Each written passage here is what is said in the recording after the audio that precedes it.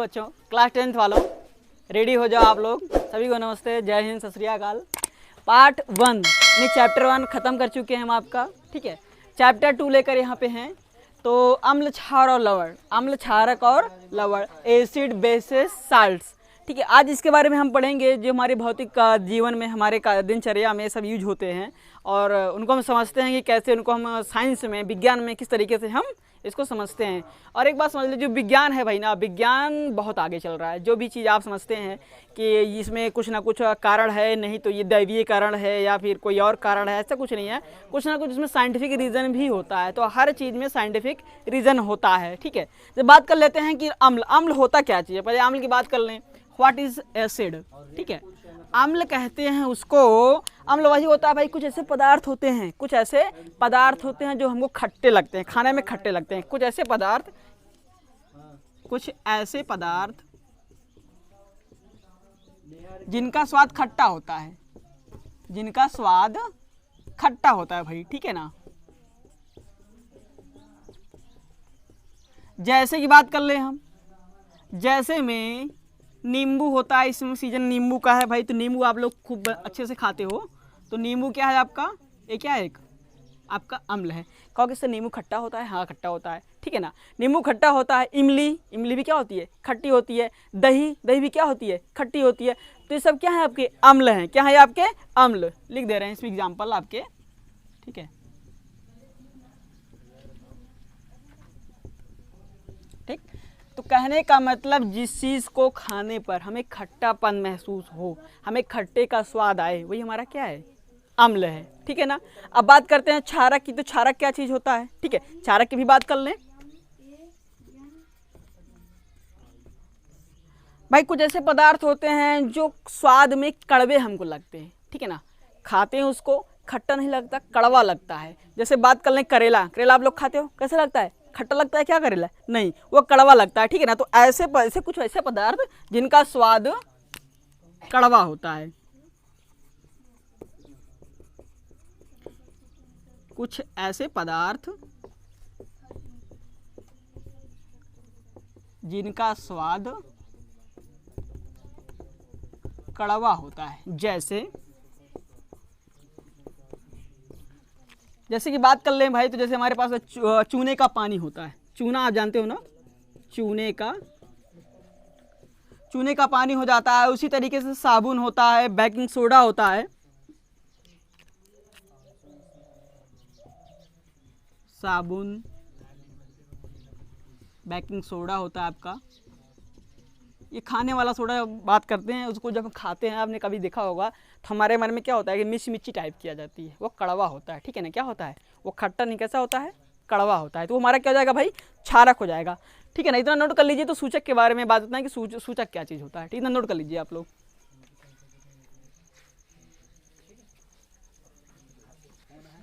चलिए भाई, हमने पढ़ लिया अम्ल क्या होता है, क्षारक क्या होता है, ठीक है। तो अभी थोड़ा सा हम अम्ल क्षार के बारे में पढ़ लेते हैं। उसके बाद हम ये जब निकलेगा उदासीनीकरण के माध्यम, जब ये निकलेगा तो लवण के बारे में हम बात करेंगे, ठीक है। अब देखते हैं सूचक। भाई सूचक क्या होता है, कोई चीज़ अगर अम्ल क्षार है, कोई भी चीज़ है, उसकी पहचान करने का तरीका जो होता है वही क्या कहलाता है, सूचक कहलाता है, ठीक है। तो इसके परिभाषा लिखेंगे, अम्ल क्षार की पहचान करने के लिए अम्ल क्षारक की पहचान करने के लिए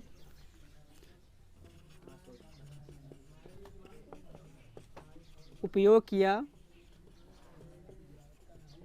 जाने वाला पदार्थ क्या कहलाता है भाई, सूचक कहलाता है, सूचक कहलाता है। बात समझिएगा, अम्ल क्षारक की पहचान, अम्ल कोई भी पदार्थ हमारे पास, वो अम्ल है कि क्षारक है, इसकी पहचान किसके माध्यम से की जाती है, सूचक के माध्यम से। वो हमें सूचित करेगा कि ये अम्ल है कि क्षार। तो कहोगे सर ऐसा अब कैसे होगा, कि कैसे हम जान पाएंगे कि ये अम्ल है कि क्षार है ना। सोचने वाली बात है कि मान लीजिए अब आपके सामने में कोई रख दिए, मान लीजिए कोई लिक्विड रख दिए, अब आप उसको बिना देखे देख तो रहे हो कि हाँ भाई ये कुछ ना कुछ है, कोई पदार्थ है, यह आपका द्रव है। अब ये अम्ल है कि क्षार है, कैसे पता, ये एसिड है कि बेसिस है, कैसे पता करेंगे, ठीक है ना। उसको पता करने का एक सिस्टम होता है जिसको आपने सुना होगा, एक लिटमस होता है, लिटमस पेपर होता है। तो लिटमस पेपर पेपर के माध्यम से हम उसको क्या करते हैं, उसकी पहचान करते हैं, ठीक है ना। तो इतना नोट करिए। तो लिटमस के बारे में बताऊं कि लिटमस 2 प्रकार के होते हैं, कैसे उसमें हम उसमें पता करते हैं उसके बारे में आपको बताता हूं, ठीक है ना। इतना नोट कर लीजिए तो बताऊं। हाँ, तो बच्चों देखते हैं लिटमस। लिटमस क्या होता है। लिटमस की बात की जाए तो लिटमस क्या होता है कि भैया प्राकृतिक सूचक होता है। एक क्या है, प्राकृतिक सूचक लिख दे रहे हैं हम। लिटमस एक प्राकृतिक सूचक होता है। लिटमस एक प्राकृतिक सूचक होता है जो किससे प्राप्त होता है बच्चों। एक होता है लाइकेन, आपने सुना होगा लाइकेन, लाइकेन से प्राप्त होता है ये, ठीक है ना। लाइकेन से प्राप्त होता है, ठीक। तो लाइकेन से प्राप्त होने वाला जो होता है वो हमारा लिटमस होता है। और लिटमस 2 प्रकार के होते हैं। लिटमस पेपर जो होते हैं 2 प्रकार के होते हैं। कौन कौन से होते हैं भाई मैं बता दे रहा हूँ, ठीक है ना। लिटमस आपके जो है ये 2 प्रकार के हैं। एक होता है लाल लिटमस पेपर,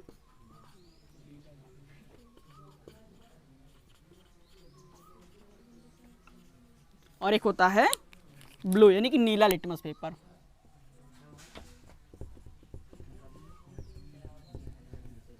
ठीक है। तो क्या अब दोनों का काम अलग अलग हुआ भाई, एक काम तो हो नहीं सकता, किसी भी चीज का एक काम तो हो नहीं सकता। तो लाल लिटमस क्या करता है, नीला लिटमस क्या करता है, इसके बारे में हम पढ़ लेते हैं, ठीक है ना। तो जो लाल लिटमस होता है ये अम्ल क्या करता है, ये लाल लिटमस होता है अम्ल को किस में बदल देता है, ये नीले लिटमस में चेंज कर देता है, ठीक है ना। अम्ल को नीले लिटमस को लाल में चेंज कर देता है। किस में चेंज करता है भाई, लाल में बदल देता है।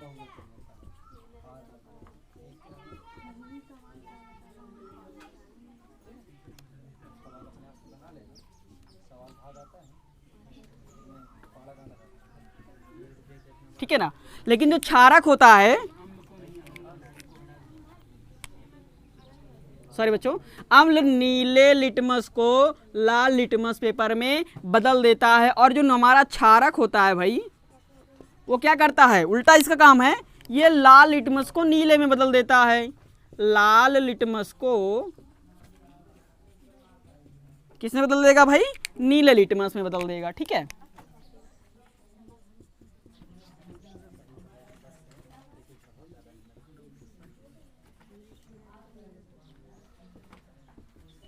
बात समझिएगा।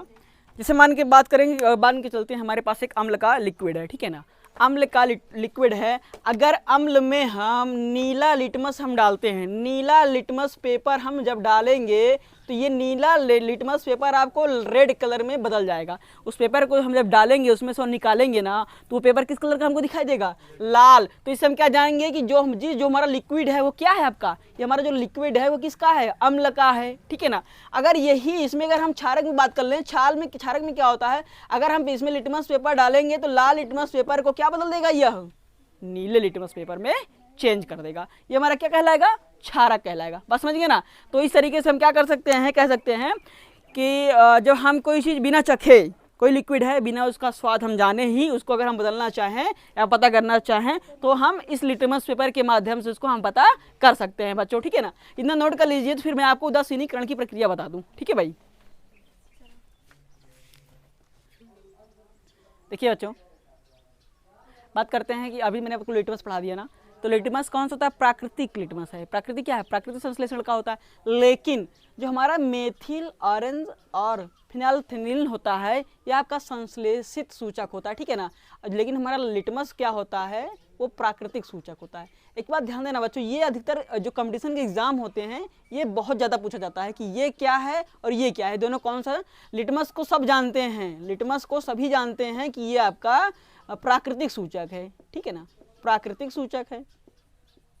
लेकिन अगर हम बात करें मेथिल ऑरेंज और फिनाइलथेलिन की तो ये आपका संश्लेषित सूचक है। याद करिएगा, याद रखिएगा हमेशा के लिए, ये एग्जाम में पूछा जाता है, ठीक है। हाँ भाई, बात कर लें उदासीनीकरण की।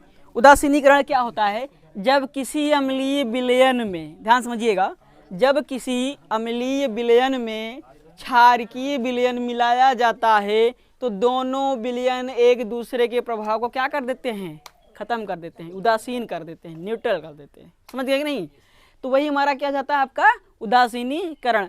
सिंपल सी बात समझ लेते हैं सिंपल भाषा में कि भाई ऐसा दो चीज़ आपस में मिला दो, कोई भी दो चीज़ आपस में मिलाओ, और मिलाने पर ना तो वो जैसे मान के चलो एक एग्जांपल ले लेते हैं कोई भी, मान के चलो हम एक लेते हैं, नमक ले लेते हैं, थोड़ा पानी ले लेते हैं, ठीक है ना।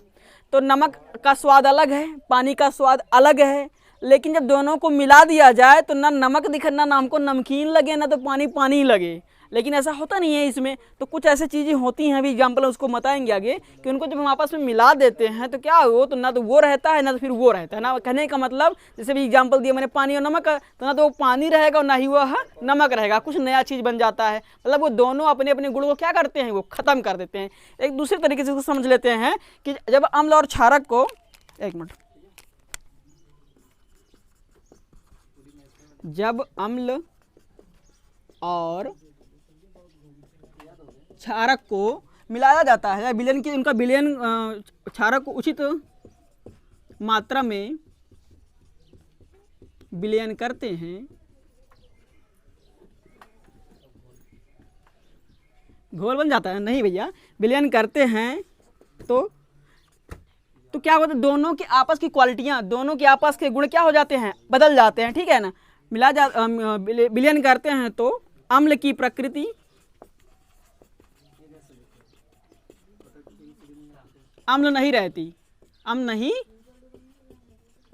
तथा क्षारक की प्रकृति क्षारकीय नहीं रहती, ठीक है ना। तो यही हमारा क्या हो जाता है, यही हमारा उदासीनीकरण हो जाता है। तो कह सकते हैं इस प्रक्रिया को हम क्या कहेंगे, इस प्रक्रिया को उदासीनीकरण कहेंगे भाई, ठीक है ना। इस प्रक्रिया को हम उदासीनीकरण कहेंगे।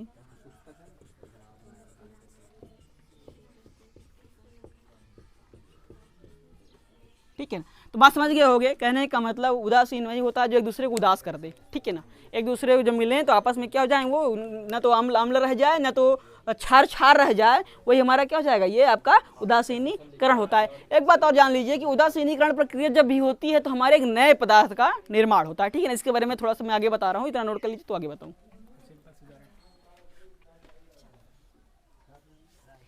चलिए, तो बता दिया मैंने उदासीनीकरण क्या होता है। उदासीनीकरण में मैंने बताया कि जब हम लोग क्षार को मिलाते हैं तो वो दोनों को खुद को उदासीन कर देते हैं, लेकिन उसमें एक नया पदार्थ मिल जाता है भाई, ठीक है ना। कहने का मतलब जब दो चीज़ों का आपस में मिलाओगे तो कुछ ना कुछ तो नया मिलेगा ही, ठीक है ना। इसी तरीके से हमारा जो नमक होता है, साल्ट होता है, लवण होता है, वो उदासीनी प्रक्रिया के कारण ही उत्पन्न होता है। जब इसमें अम्ल और क्षार दोनों मिला देते हैं तो जो नया पदार्थ मिलकर आता है वही हमारा क्या कहलाता है भैया, क्या कहलाएगा भाई, लवण कहलाएगा। ये ध्यान समझिएगा, लवण कैसे बनता है, उदासीनीकरण अभिक्रिया के माध्यम से बनता है, ठीक है ना। और उदासीनीकरण क्या होता है, उदासीनीकरण वो होता है, उदासीनीकरण यहाँ पे लिखना भूल गए क्या भाई, उदासीनीकरण ध्यान लिख लेना आप लोग। उदासीनीकरण अभिक्रिया वही होता है जिसमें अम्ल और क्षार को मिलाने पर खुद को क्या कर लेते हैं, उदासीन कर लेते हैं, वही हमारे क्या कहलाएंगे, आपके लवण कहलाएंगे, ठीक है। जैसे बात कर लें एग्जाम्पल, एक छोटा सा एग्जाम्पल के तौर पे, कि जब अम्ल को क्षार के साथ अभिक्रिया कराएंगे तो हमें क्या मिलेगा, नमक मिलेगा, यानी कि लवण मिलेगा, उसके साथ जल मिलेगा और पर्याप्त मात्रा में ऊष्मा प्राप्त होगी। क्या, पर्याप्त मात्रा में हमें क्या मिलेगी, ऊष्मा प्राप्त होगी, ठीक है ना। जैसे बात कर लेते हैं कि हमारे से HCl है एक सी, ये यानी OH के साथ ये अम्ल है, HCl क्या है, एक अम्ल है, ठीक है ना। अम्ल को जब हम इसके साथ क्षारक के साथ अब क्रिया करा रहे हैं तो हमको क्या मिल रहा है, नमक मिल गया, उसके बाद हमें क्या मिल गया, ये लवण मिल गया, नमक मिल गया और हमको जल मिल गया, और इसी के साथ हमें क्या मिल गई, पर्याप्त मात्रा में ऊष्मा मुक्त हुई, ठीक है ना। क्या, ऊष्मा भी क्या मिली, पर्याप्त मात्रा में मुक्त हुई, ठीक है ना, पर्याप्त मात्रा में मुक्त हुई, ठीक भाई। तो इस तरीके से हो जाता है हमारा लवण और उदासीनीकरण का संबंध, ठीक है ना। तो अगले वीडियो में हम आपको पढ़ाएंगे अम्ल एवं क्षारक के रासायनिक गुणधर्म, ठीक है ना। इतना आप लोग नोट कर लीजिएगा। और एक बात ध्यान से भाई, जो भी वीडियो बना रहे हैं आप लोग वीडियो को पूरा लास्ट तक देखिए सब लोग, और अपने इस वीडियो को शेयर भी करिए, लाइक भी करिए। अगर हमारे चैनल पर नए हैं तो प्लीज़ आप लोग हमारे चैनल को सब्सक्राइब करिए, उससे आपके सर जी को थोड़ा सा मनोबल बढ़ता है। इस तरीके से आप लोग हमारा सहयोग करें, हम आप लोगों के साथ हैं। जय हिंद।